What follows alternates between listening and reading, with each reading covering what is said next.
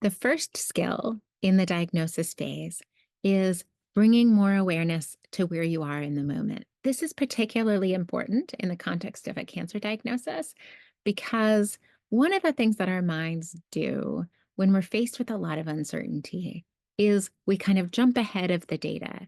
We make some assumptions about what's going to happen to protect ourselves or prevent ourselves from being sideswiped again. Often, though, the predictions that we make about what are going to happen are usually pretty dire. And so, this is an important skill to be able to really notice where you're at and what is actually happening. We talk about this sometimes as not getting ahead of your data or not borrowing trouble that you don't have. Another reason why this is really important is that if you do jump ahead of your data and assume that more dire things are happening, then your fight or flight response in your body is going to be activated. And given the long term nature of cancer diagnosis and treatment, having that fight or flight response activated for a really long period of time is going to be pretty hard on you physically.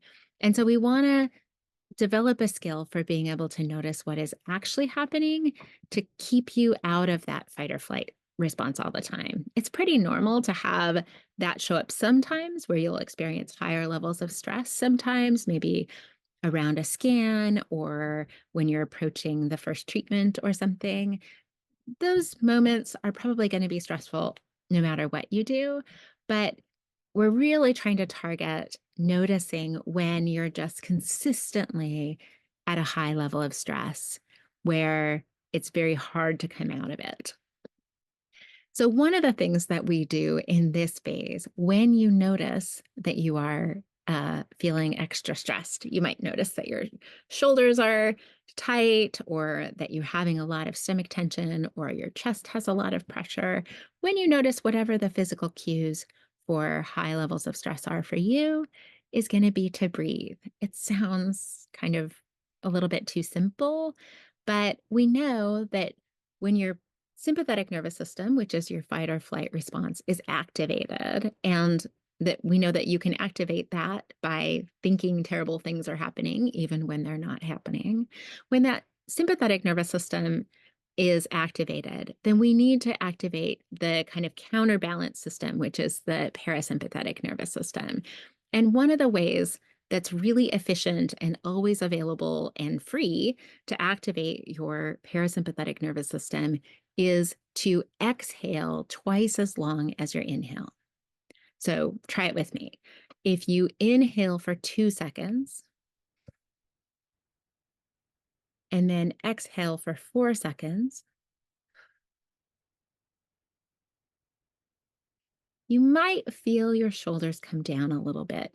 You might feel a little bit less physiological reactivity in your body.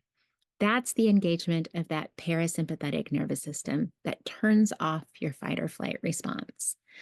Now, when you do your breathing, it's a little bit more effective to have that breath go all the way down into your belly. So sometimes people suggest that you put a hand on your belly and notice, like, as you breathe in, your hand should go out. And as you exhale, your hand should go back towards your spine. But really, the most important piece here is that your exhale should be twice as long as your inhale. And it's okay if that feels overly simplistic. The goal here is to turn off that sympathetic nervous system so that during this time, when your mind might take you to a place that's much more stressful than what's actually happening, you have an ability to stay out of fight or flight.